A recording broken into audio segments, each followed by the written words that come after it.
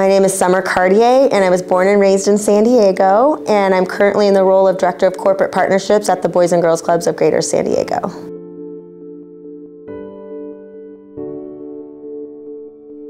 So a hardship that I overcame in my life was a life-threatening disease. I was in grad school during that time, and I had just spent the summer in Guatemala and Haiti doing some work out there, and came home, had shortness of breath, was struggling just to focus, and started to get severe headaches. So I went to the ER one morning and learned that my hemoglobin was 2.9, which essentially is not alive. Your hemoglobin is what carries your oxygen to your vital organs. And so I was hemoglobin anemic, and the disease is called cold agglutinin disease. And doctors told me I couldn't stay in grad school, I needed to go home, I needed to do weekly treatments called Rituxan, which is similar to a type of chemotherapy, and it was a real struggle. It was hard, and I knew if I didn't finish grad school, if I left my cohort, if I took a year off to worry about my health and focus on that, that I was going to really struggle to come back and finish and accomplish what I had set out to do and what my dreams were. And so I decided to stick it out, and it was probably one of the most difficult things that I did, but I'm so glad I did, because I don't know that I would have gone back and finished had I not just pushed through it, powered through it, and did what I had to do to make myself healthy and finish grad school. I think when you have a passion for something and you know that's your purpose and it's something that's really important to you, it gives you that energy, that encouragement, that drive to continue forward.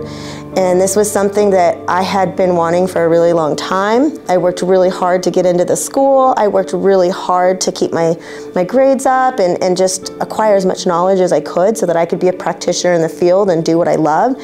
And so I think that passion really helped me through it. Of course, family's really important, so I had a very supportive family. I also had professors. I think for anyone looking to go to college, it's really important that you lean on your professors. They're there for a reason, and they're there to help you, and they want to see you succeed. And so I spent a lot of time with my professors in their offices, getting the extra assistance I needed if I had to miss a class because of a treatment or I was sick. They did everything they could to make sure When I was in grad school, I studied international development and social change. So social change is a big part of the driving force behind what I wanted to do as a career. And if you think about social change, it's not something that happens overnight. It's definitely not a quick process, and it's really hard to create change in adults. Children, I think, really as our future, and they're moldable and malleable, and they absorb things, they're little sponges. I think it's a great place to start. I think that's where we see real positive change, sustainable change that will last. And so that's why the Boys and Girls Club called to me. It's a place where children can go, they can be safe, they receive caring mentors who encourage them to reach their potential. They work with them with soft skills and hard skills and connecting to passion and finding what they love. And it's just a really great place where all sorts of youth development is happening, and children really are given that support. They feel like they can achieve whatever they want when they have caring adults who really push them. All the work that I did prior to the Boys and Girls Club was always mission-driven work, working for nonprofits or something with a social cause, and I was also working in the realm of outdoor education and experiential learning, connecting kids to concepts maybe that they're learning in school, but making them really tangible. And so I'm actually a certified master gardener through the University of California, and each year I have to put in 25 hours of volunteer work. And so I was trying to find an organization where I could help kids learn about gardening and cooking, start a garden-to-table cooking program. And a couple friends of mine, we combined efforts, and we started volunteering at the Boys and Girls Club in National City, the Bob Payne family branch. And it was such a fun experience. A lot of kids have never seen vegetables in their raw state, and so I, as the farmer, would come in and I would bring in vegetables that had just been harvested, and it was amazing that kids couldn't even identify an onion just pulled from the ground. And so connecting them to the food that they eat, the land, where it comes from, they got so much excitement around it and felt more encouraged to try new things. We did an activity where we put spinach in smoothies, and at first the kids were really against it. Spinach, most of them had never tried it. And after a while they wanted to throw more in there because they understood the importance and the nutritional value. So that's how I started as a volunteer, and then the manager at the time got promoted to regional, and she liked my ideas for the community. She liked my concepts and asked if I was interested in applying for the position. And at first I thought, no way. 200, being responsible for 200 kids, this is insane. It's just always almost on the edge of this chaos. Kids running everywhere, and there's a lot going on. And you know, I thought about it, and I said, you know, this is a really important organization. The work they're doing is making a positive impact. This is probably a place where I can make a difference, and I decided to go for it, and here I am. And it wasn't as hard as I thought, and it was probably more rewarding for me than I was able to, you know, give back to the organization. It's probably been something that's shaped who I am and the kind of work I want to do, and I love it every day. When you work with children, you get to see the excitement through the lens of a child. So everything is new, it's fun, they're curious. And so with the Boys and Girls Club, different than schools, you get to do more of an exploratory, hands-on type learning. So seeing the kids when they make that tangible connection to a concept they learn in school, something with STEM, something outside in the garden. I also think it's really exciting when you see them develop a new passion for something, a new interest.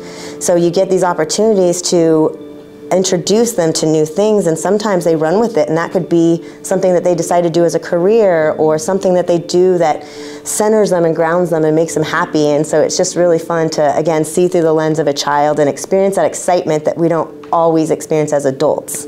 The biggest joy for me is the relationships I build with the youth that I work with. It's really fun to see their unique personalities and what makes them tick. And then you get this opportunity to help encourage them and push them to work towards those things. So you have this opportunity really to affect the trajectory of their life, encourage them.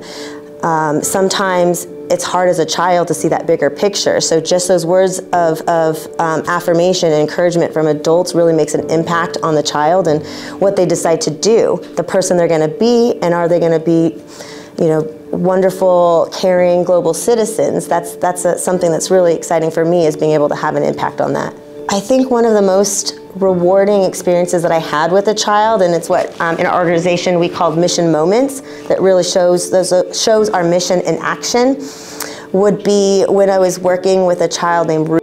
I started working with him as a volunteer, and he would always sign up to do the garden to table cooking program. He came from a tough background. His dad was incarcerated, and he had a hard time trusting adults.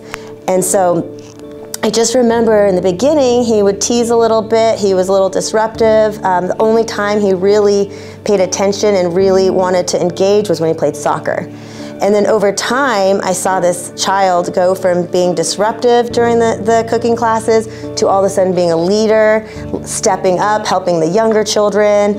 And then one day it clicked. I was looking back at photos and I realized Ruben signed up every single time for each of the programs, for each of the activities that we did with this cooking program. So I thought about it and I'm like, how do I really engage this and make this the most impactful for him? And we decided to make him our garden to table ambassador for our cooking program. Bought him a little sous chef outfit, so he was very professional. He looked like he fit the role, and every time our chef would come in, he would go in and help prep the activity. He would do some of the cutting of the food. He would put out all of the materials, and you could see that his whole demeanor at the club changed. It gave him purpose. It connected him to his passion. And I know that today he still loves cooking, which was something that he didn't do. And so that was a real aha moment or light bulb, like, wow, when you really pay attention and you really want to foster these passions in a child, you can make such an impact on where they go with their lives, what the person they decide to be. And so this child transitioned from someone who had a hard time trusting adults to wanting to be a part of that program, assisting the adults and then assisting the children and being a leader. So it was really a beautiful moment that I think I will never forget. It's probably my favorite moment to this day at the Boys and Girls Club.